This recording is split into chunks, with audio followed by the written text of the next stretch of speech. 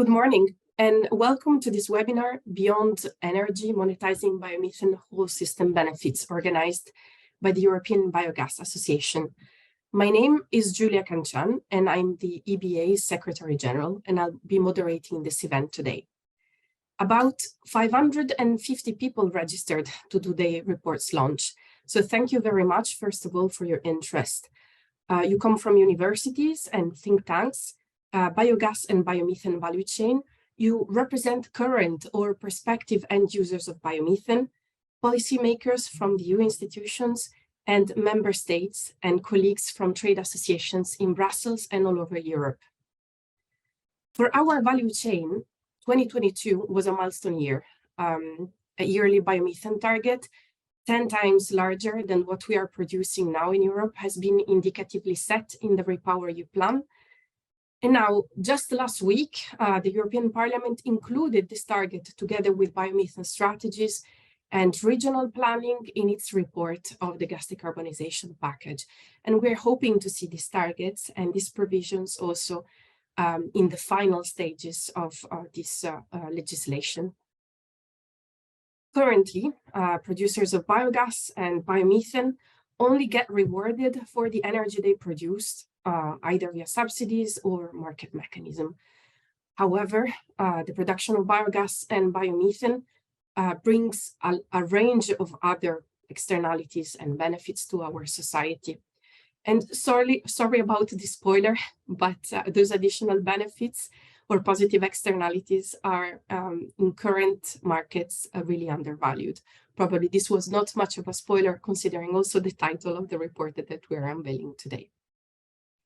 So last year, after the 2030 target was announced, we decided, first of all, to determine whether there were enough sustainable feedstock to lead us to that result. In parallel, we decided to identify also the economic value of those benefits or positive externalities, and also to quantify them to provide a clear guidance to European policymakers, but also relevant stakeholders and value chain. For this study to happen, we have joined forces with a consortium of contributors. Please go ahead with the second slide. The contributors include ABIG from Spain, Future Biogas, Regatories Consortium, NG, Renewable Gas Forum Ireland, Fatverband Biogas, and Suez.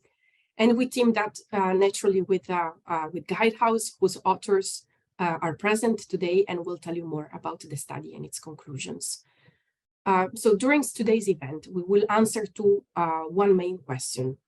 What would be the additional cost for European society in different fields when biomethane production does not take place?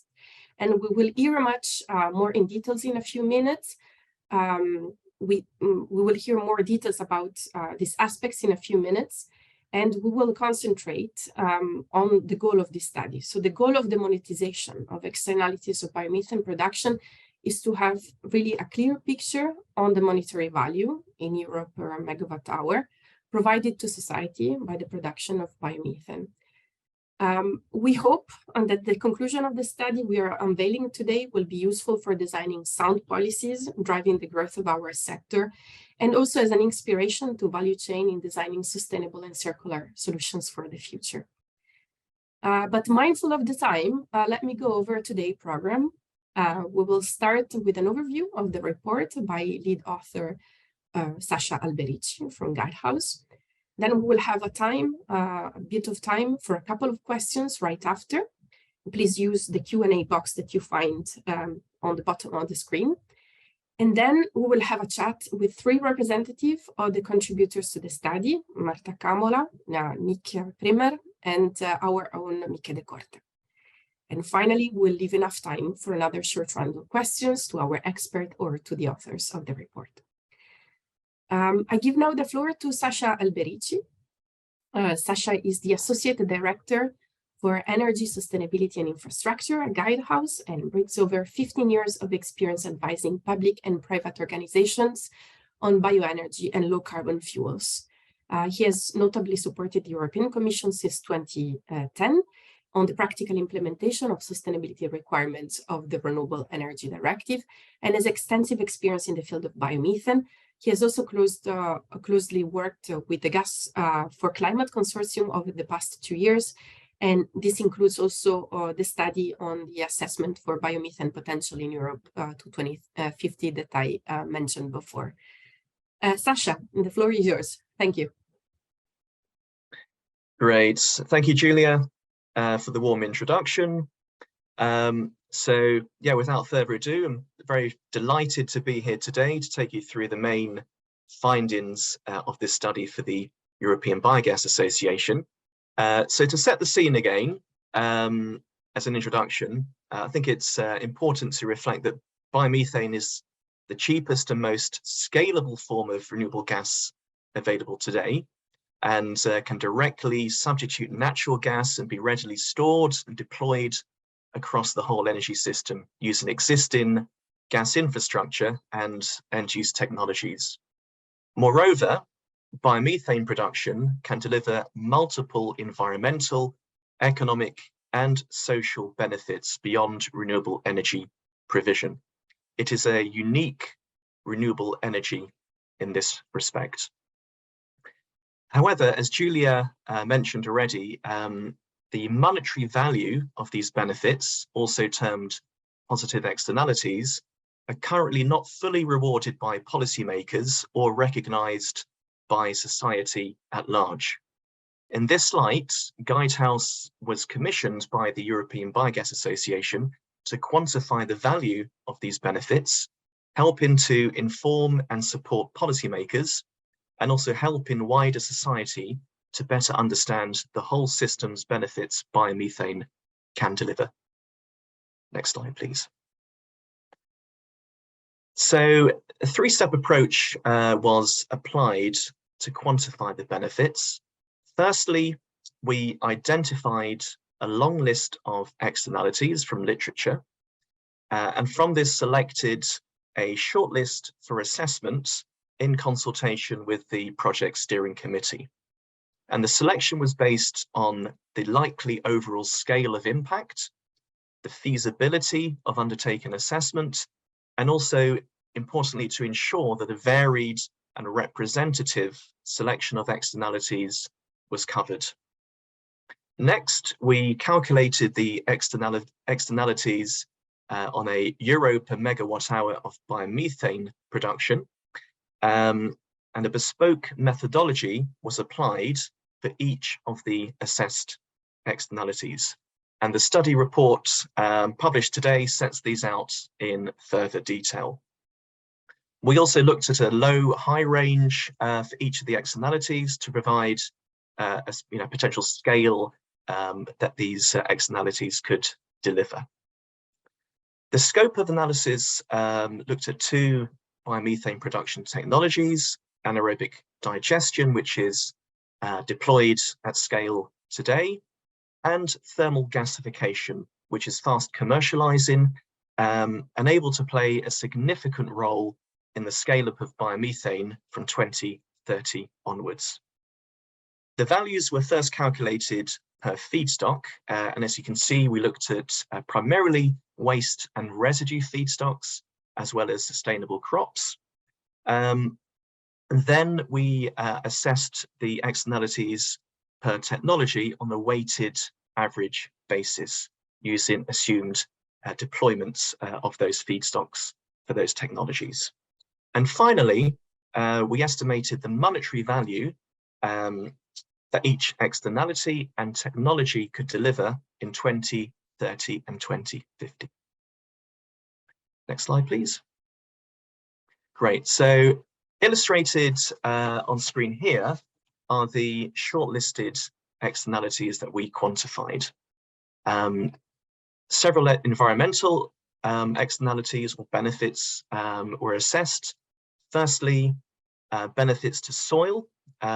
So biogas production from anaerobic digestion produces a nutrient-rich digestate that, when applied to agricultural soils, has been shown to improve a range of soil health indicators and also to increase soil organic carbon levels. The application of digestate to the soil also recycles a large fraction of the nutrients contained in the feedstock, reducing the need for synthetic fertilizer and contributing to a circular economy. Biomethane is a versatile renewable energy vector and can be deployed in multiple end-use sectors in transport, heating and power, displacing fossil fuel use in those sectors and delivering very high, potentially very high greenhouse gas emission savings, even if potential gas losses are included in the calculation.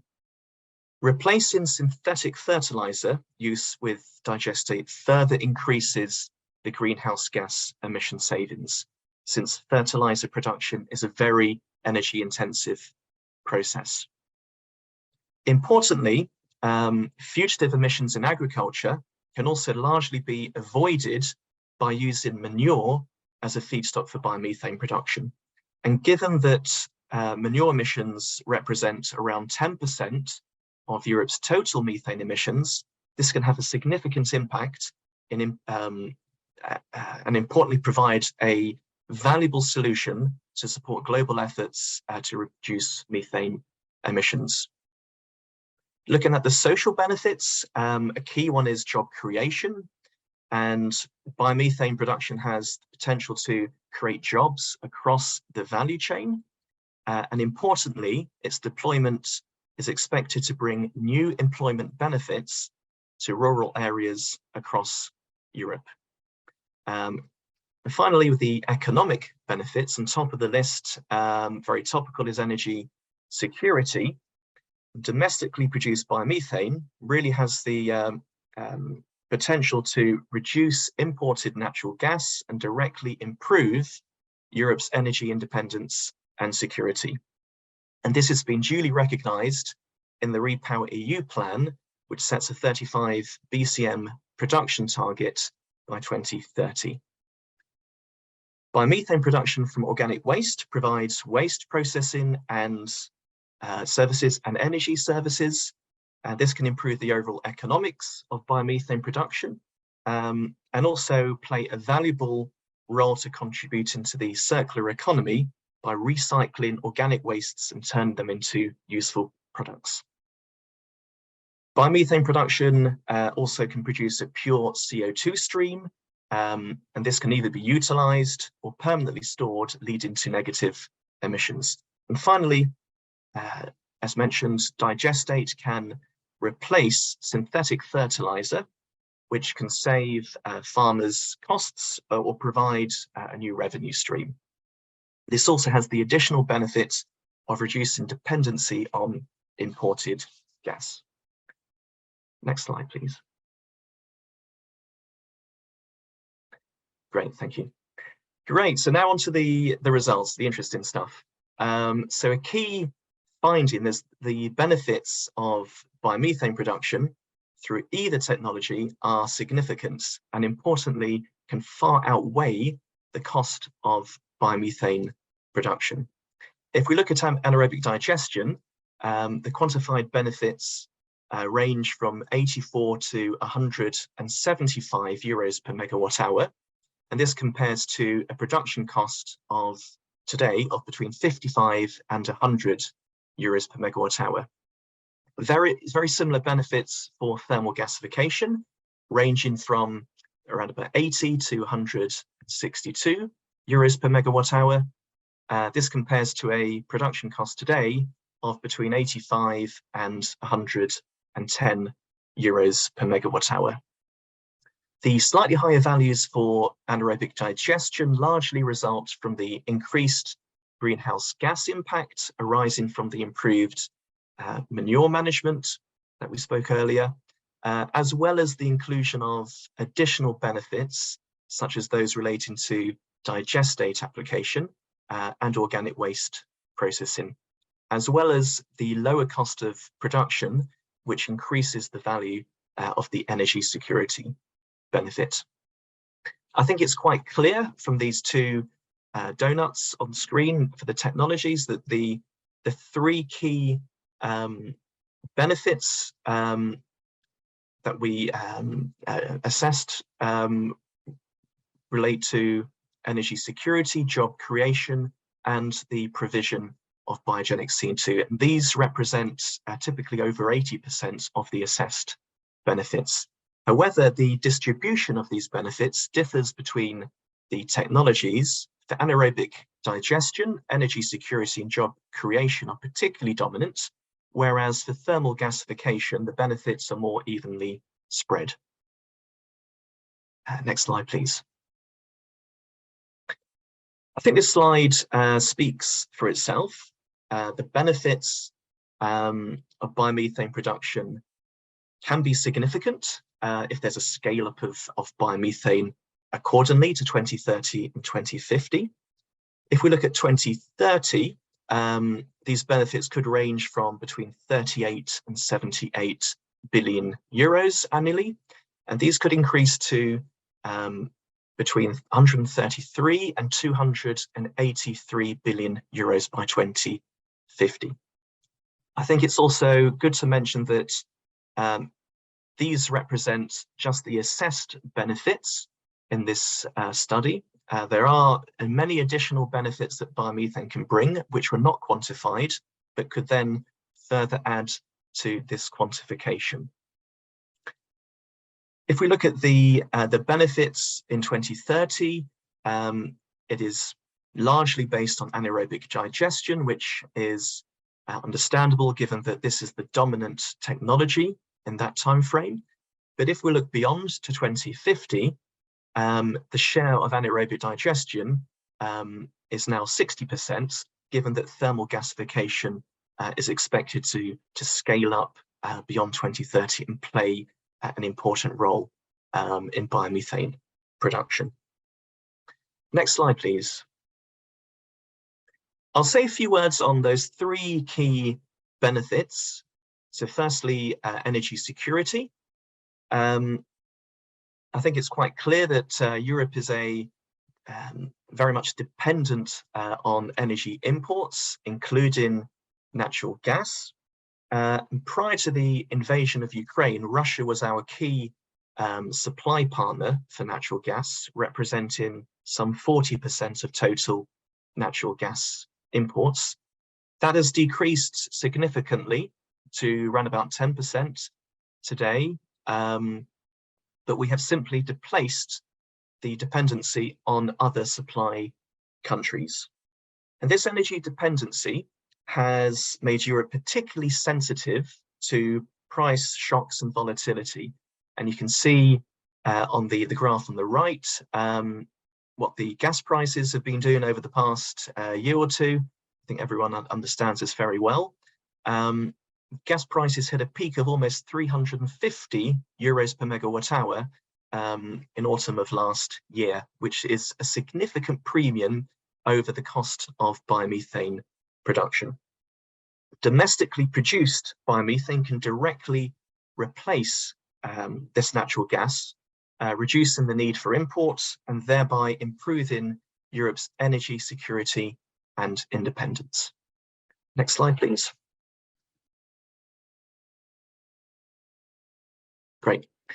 As mentioned before, biomethane production can create stable jobs across the value chain, and these include direct jobs, such as in project development, construction, and operation of plants, as well as indirect jobs, such as logistics and farming activities. In total, a scale-up of biomethane could create upwards of 250,000 jobs in 2030 and well over 1 million jobs by 2050. A significant share of these jobs will be related to anaerobic digestion, which offers significant benefits to many countries in Europe, particularly in Southern and Eastern Europe, where rates of rural unemployment are highest. Next slide, please. To say a few words on biogenic CO2. So biogenic CO2 can be utilized, as you can see in the caption here, in multiple end-use applications, displacing fossil fuels, and increasingly in emerging applications such as renewable fuels and chemicals and algae production. It can also importantly be geologically stored to realize negative emissions, and is expected to be a large role that biomethane can play in this area, given the need for negative emissions to offset unavoidable greenhouse gas emissions. And I think Nick will say a few words later about the initiatives that Future Biogas are undertaking in this area, which are really quite exciting. Next slide, please. So a few key takeaways from the slides so far. So I think it should be clear that biomethane offers numerous benefits beyond renewable energy provision. And these benefits are broadly similar for both biomethane production technologies, ranging from around about 80 to 170 euros per megawatt hour of biomethane production.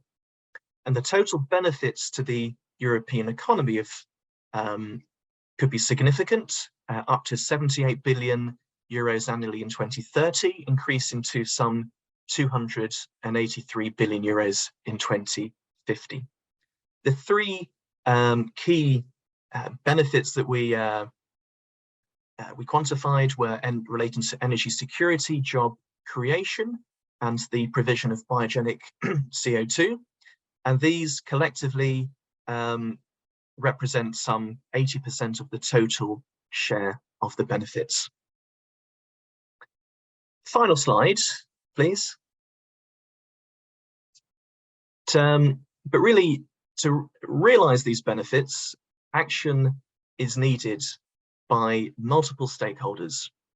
And we recommend that there should be focus specifically on a number of areas to ensure that these benefits can be realized. The first is quite critical and overarching, and it's really that policymakers, both at the European and the national level, need to ensure that these benefits are recognized in policy, be it in agricultural policy, climate policy, energy or waste policy. And there needs to be a joined up thinking to ensure that the benefits can truly be realized, and that there are no barriers that are preventing or hindering the development of the market to realize these benefits.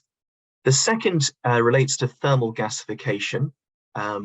It has significant potential, but there is further support required to commercialize the technology.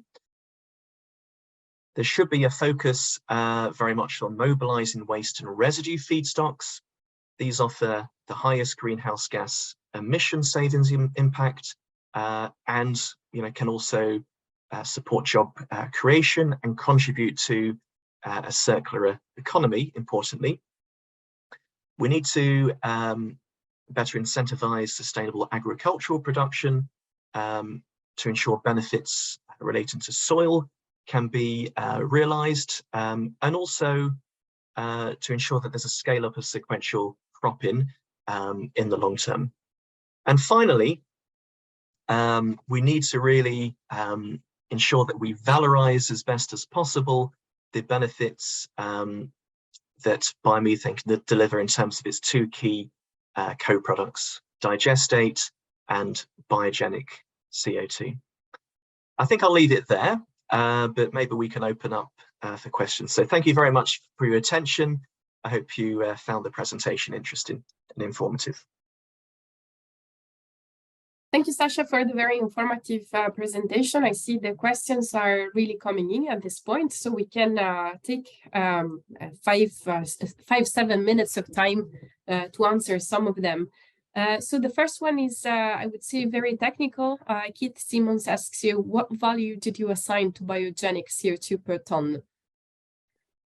Yeah, and I have my colleagues here with me in case I don't quite capture the answer. If I recall, for storage, we assumed a price of 300 euros per ton, for utilization 200 euros per ton. Thank you, Sasha. And Magali and David, the co-authors, do not hesitate also to type the answer under Keith's Kit's questions so that he can be available also for the rest. I will take, well, another question is from Noel Gavigan, and he's asking about the production cost of biomethane. He says that here is quoted at 55 to 100 megawatt hour. Do you think producers agree that this is the correct price range? And maybe you can tell us about the choice on this price range in particular. Sure. So I think this price range, I mean, it really reflects the feedstocks and the scale of the anaerobic digestion facilities. We discussed this between the project consortium, which includes a number of key biomethane producers and, importantly, biomethane or biogas associations. So we're confident that this represents a valid range for the production cost of biomethane today. Julia, whether you have anything further to add to that from an EBA perspective? Yeah, from an EBA perspective, I would say that this was also discussed in the consortium of supporters, and of course we needed to come to a number for the quantification. So we actually settled on I would say, very wide range that would also take into account the operational cost increase experienced by the sector in the past. Indeed. In the past year. And one thing to add, these are the production costs today. If we look at gasification, we assumed a production cost of between 85 and 110 euros per megawatt hour, but there is expectation clearly that production cost will decrease significantly over the time period to 2050. So I will go on with another question, Sasha. Here I have a question from François Berthelemy. He says, many thanks for the presentation. An important and very concrete benefit of biomethane production from anaerobic digestion is that it creates an additional revenue streams from farmers who engage in this activity, complementary to their revenues from agricultural production, which helps achieving a more stable income for them and possibly enabling them to continue their activity, contributing to food security. Is this concept covered in the monetization of jobs creation or in any other part of the study? So the benefits that, some of those benefits, absolutely yes. So the, as you alluded to, I mean, as discussed, biogas production produces digestate, which provides a potential revenue stream or decreases costs for the farmer. So that was included within our study. Jobs creation, that was absolutely covered across the whole value chain, so including the biomethane production, but also importantly within the agricultural sector, the mobilization of feedstock and the operation of the plants. So those elements did feed in to the study quantification. Yes. Thank you, Sasha. Just one last question before we move to the chat with our expert, and then we will come back to you. As here the questions are piling up, and we currently have as many as 21.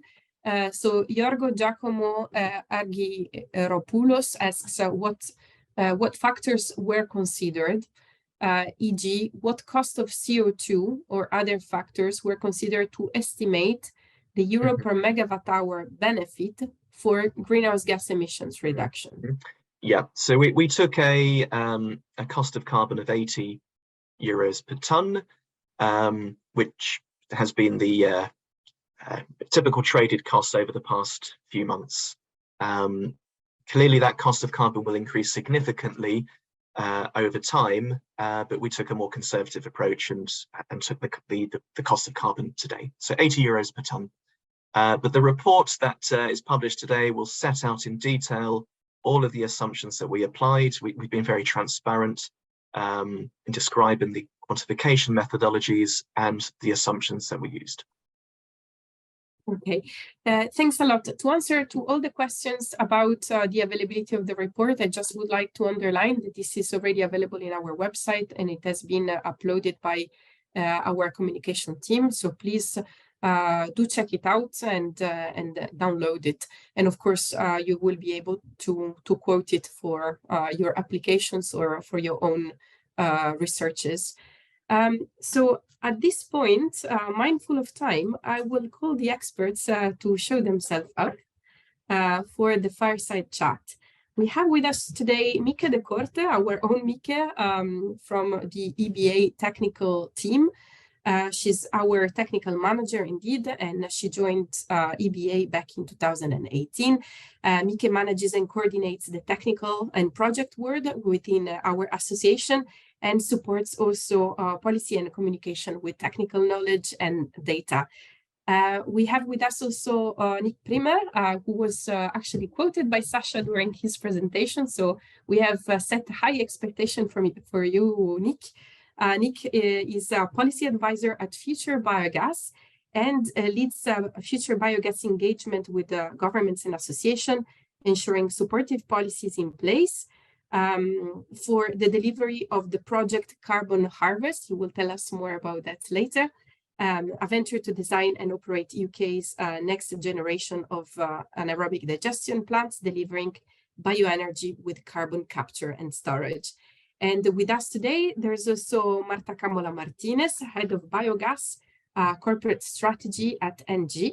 Welcome, Marta. Marta is a Senior Analyst at the Corporate Strategy of the Department of NG and joined the company in 2010.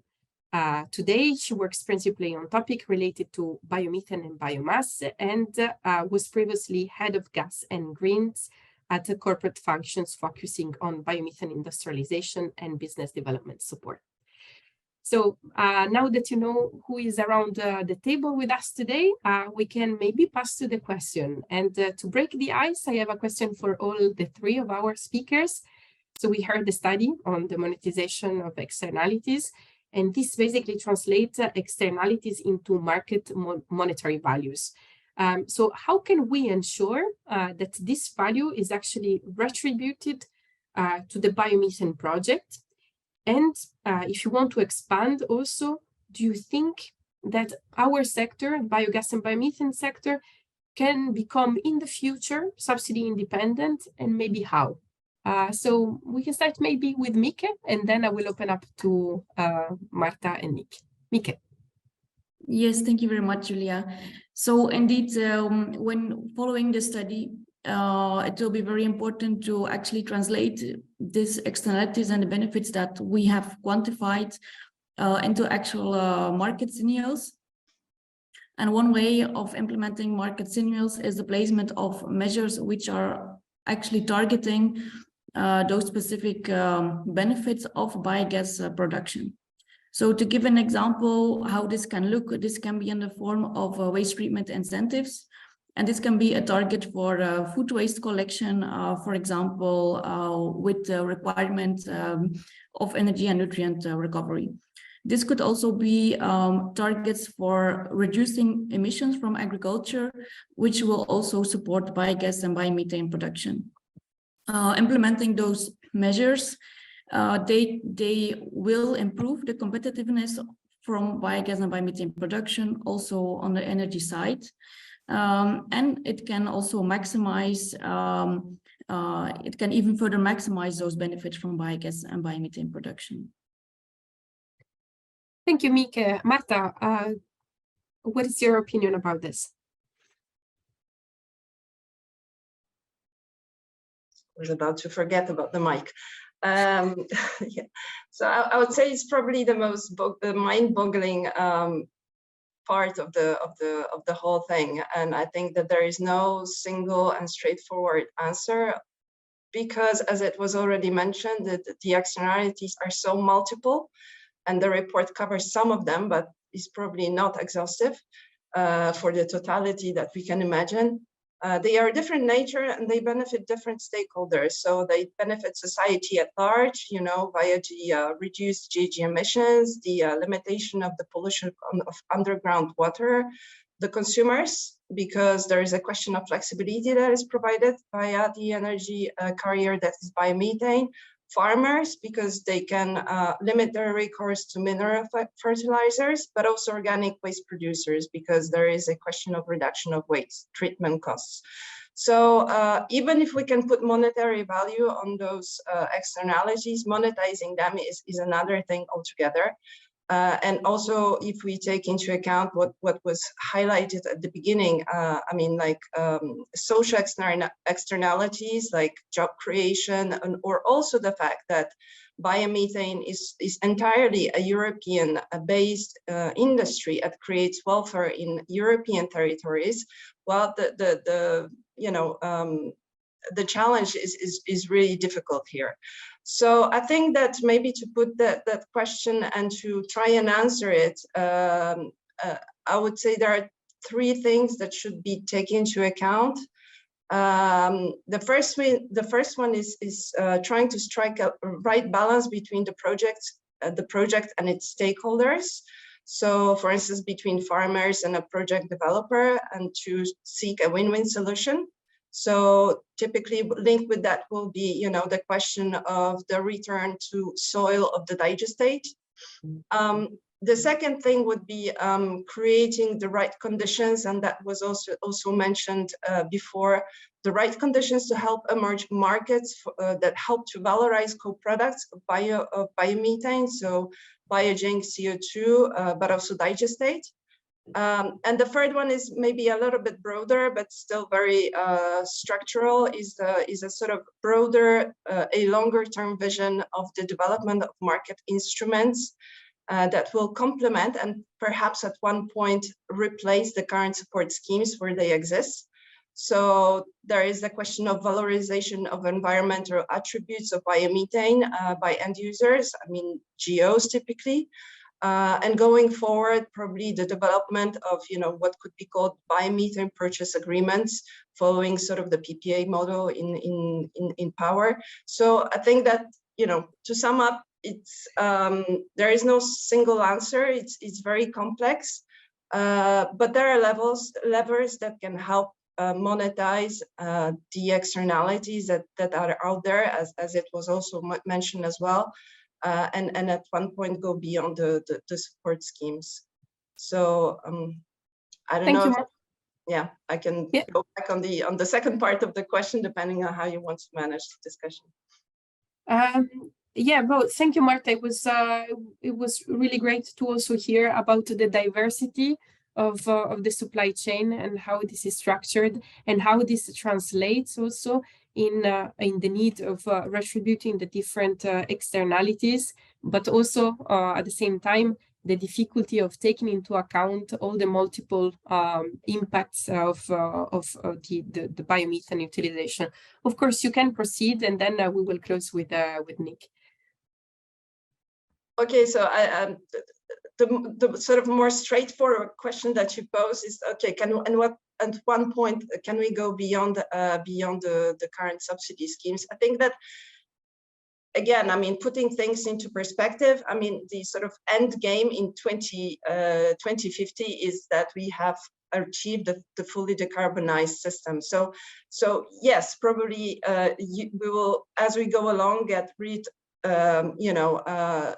gradually of the schemes that we see today, even though, and that's another question, in 2050 we will also probably see different levels of energy prices, but that's another discussion thing here. So I think that moving away from subsidies will be sort of conditional on the pace of the uptake of green molecules within the system. So it goes back maybe to the question that to the issue that I've raised just now, the vision of the issue of the vision and the trajectory that can be envisaged by different governments, and the 35 BCM topic is very timely in that point. So the vision of the countries to boost the biomethane production and to expand it as we go along and the development of the market design, the development of market tools that can evolve as well. And that's again, I mean, we can speak of BPAs or biomethane purchase agreements, but also mechanisms such as contracts for difference and others. So I think that there is a question of maturation of the market on the one hand, and also the development and of the design of market-based tools and solutions. So yeah, it's probably a bit a question of the vision and trajectory, and the base and the boost that we want to give to the sector. Thank you, Marta, for providing all the nuances. Nick, please do come in on these two questions. So how can we ensure that the value is actually retributed, and do you think that the sector can become, on a certain point, subsidy independent? Yeah, I think firstly we need to move away from the commercial model built around energy, as the title of the report suggests, and really move it towards one based around carbon.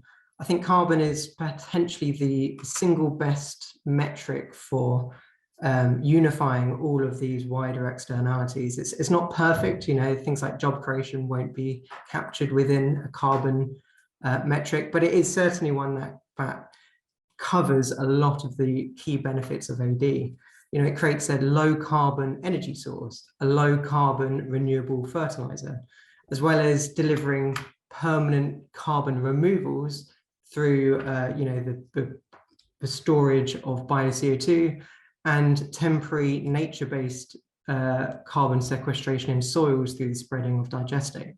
So those four key environmental services can really underpin that financial model. And we're seeing that within the various carbon markets. So firstly, you're getting that development of the voluntary carbon market, where first movers are recognizing the value of these carbon reductions, carbon removals, and the wider benefits to the environment.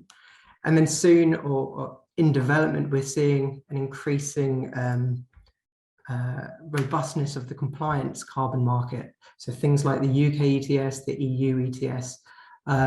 Just earlier this year, the EU ETS included biomethane within its criteria. So you can use biomethane to meet your ETS requirements. So I think this is a growing market and a growing focus on carbon.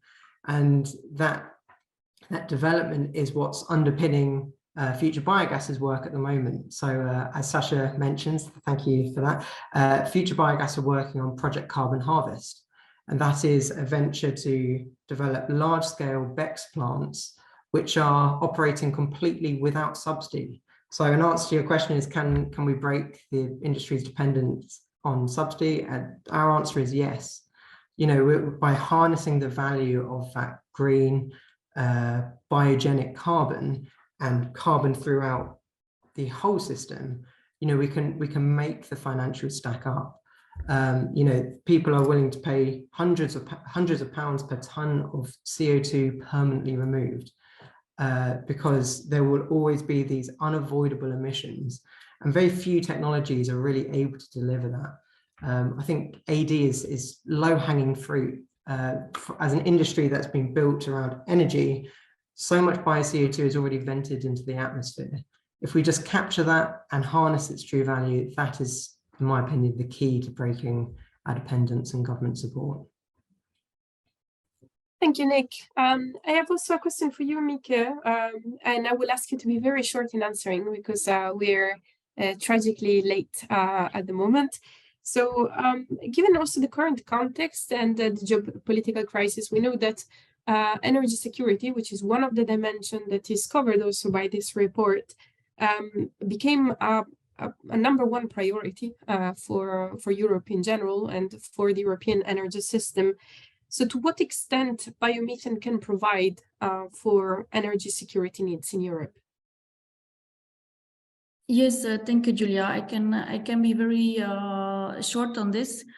So when we give a bit, when you put this a bit in the broader context, and we look at the 2021 when we look at the year 2021, we see that 82% of EU's natural gas consumption was actually imported, and there were 15 member states who had a natural gas dependency of higher than 90%. So we can see that we really are dependent, as we know.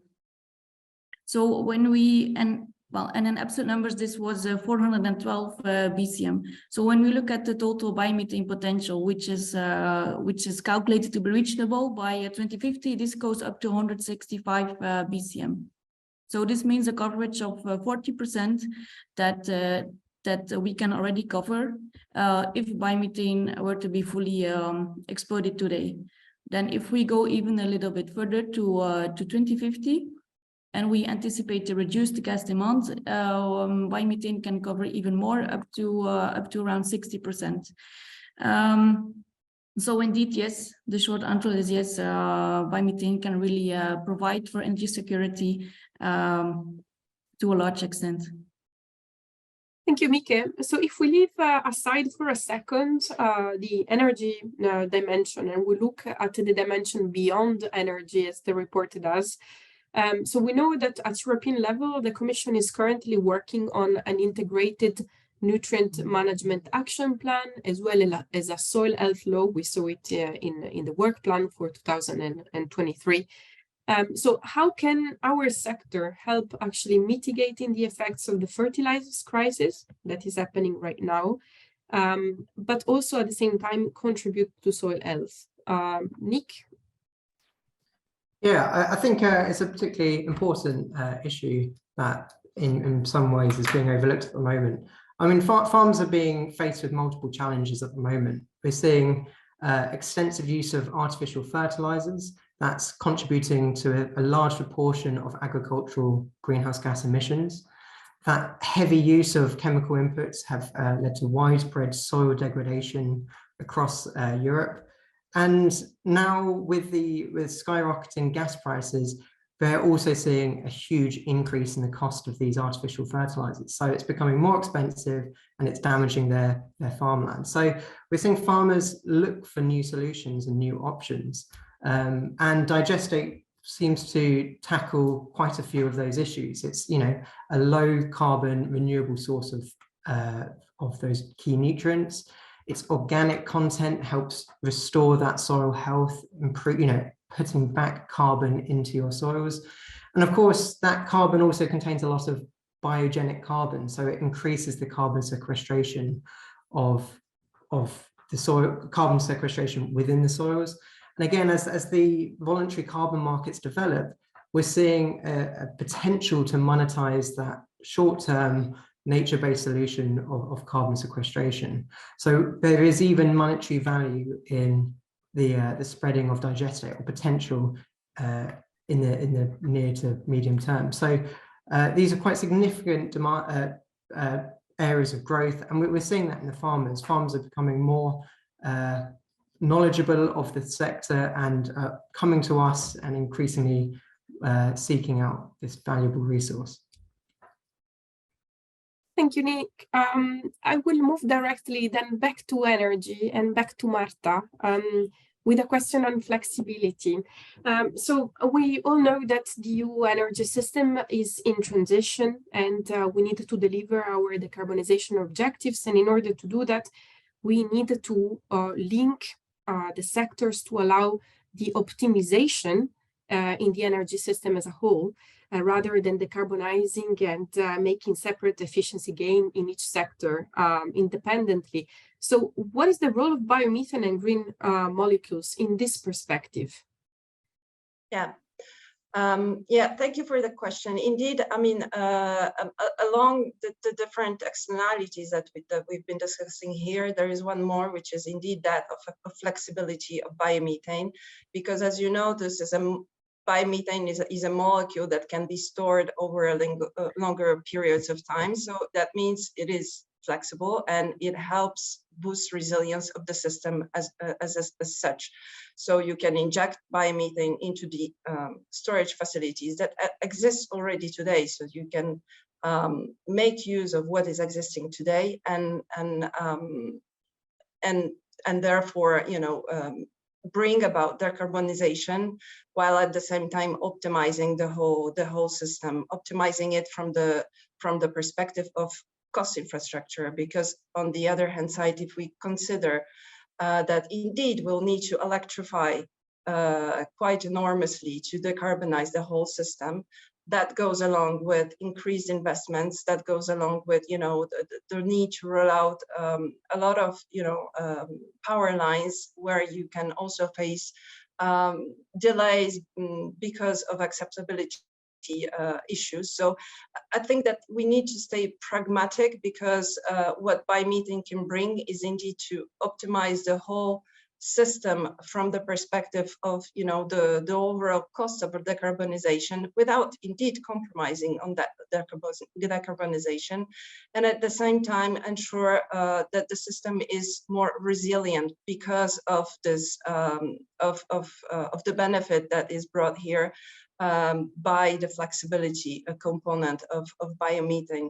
So yeah, I think that boils down pretty much to that, and I think that biomethane has a role to play in this decarbonized, resilient, and flexible system. Thank you, Marta. Maybe one last question to wrap up, and then we go back to the many questions that are piling up in our box. This is for Nick. So quite briefly, CO2 as a feedstock has been high in demand, but also in prices in the past years. So why should a company, in your opinion, source bio CO2 instead of fossil-based CO2?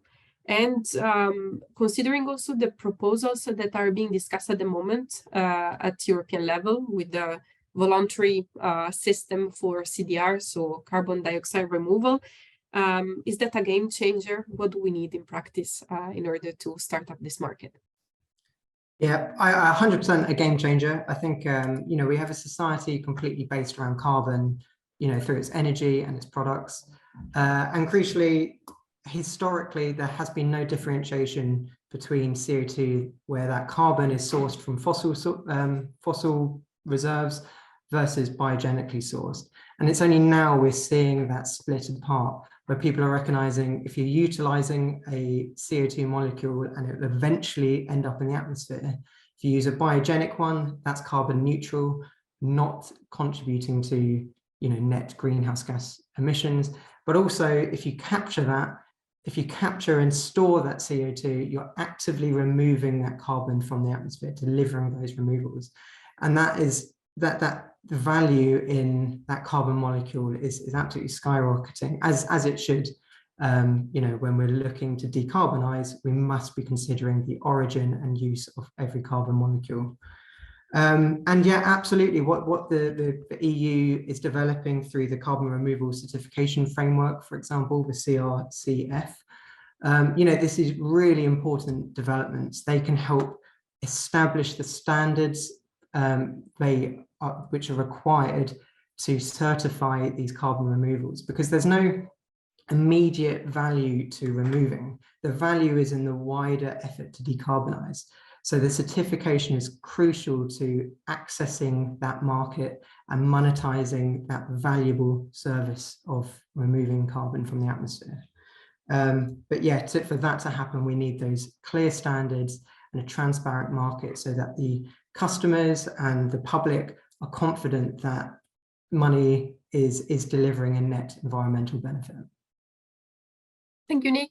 So just to wrap this conversation up, I just received a very nice question from Jonas Ammenberg for the panelists. He says, thank you very much for the relevant report and interesting presentations. Related to the comments by the experts, I question the view that biogas solutions require subsidies to be competitive, while existing technologies do not, because competing alternatives are also highly subsidized, both directly and indirectly, including fossil fuels and nuclear power, and also mineral fertilizers. Do you agree? So Marta, would you like to give a reaction to this comment? Yeah, I mean, of course, there is always, you know, we can find bias in pretty much all over the place, and, you know, support schemes in a way or another that have different forms. So indeed, I mean, there is always some, devil in the details. I think maybe the question that we wanted to target is to say, okay, how do you ensure that we go beyond the sort of traditional, as we know it, support schemes like feed-in tariffs and others, to something that is more market oriented and more aligned with what the market can value. So I think that as I mentioned, that there are probably tools that need to be thought through and developed, but I think that also what is very necessary in the whole debate is to have a clear vision, and that's where you need to have a full recognition in the first place of biomethane as such in the policy, and also to and also have a sort of lending hand or support from governments, even if it is not direct subsidies, but maybe working on demand side aspects and the likes.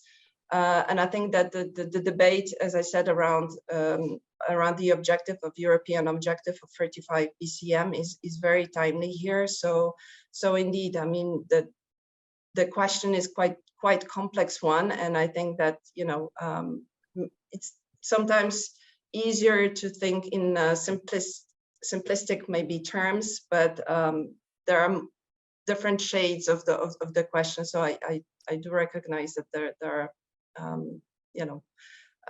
more aspects to be taken into account in the debate.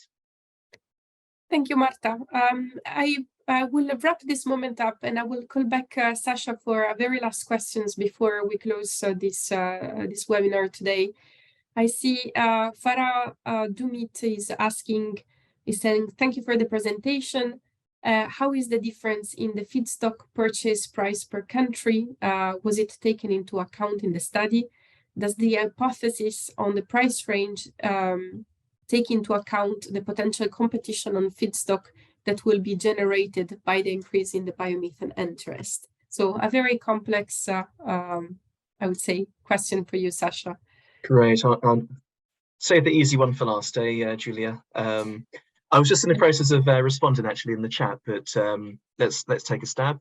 So, I mean, in the context of this project, we had to apply representative values, not country-specific values. So the costs that we used in the modeling are costs today, but we did also reflect increases in feedstock costs that have been seen recently. Given the scope of the project, which looks out to 2050, yes, there perhaps could be increased competition for feedstocks, but equally, we would expect to see cost reductions in CapEx, actually, in the technology. But there's also a huge potential for feedstocks such as manure, which is currently not utilized. Plenty of wastes that are out there, and currently they're just not utilized. So yeah, there could perhaps be cost competition, but overall, we think the costs that we've assumed in this study are reasonable. And as I say, they are conservative because they're looking at costs today, whereas the scope of the project covers future horizon. So hopefully that provides an answer to your question. Thank you, Sasha, and thank you also for having taken care together with your team to answering many of the questions that have been tabled today in written.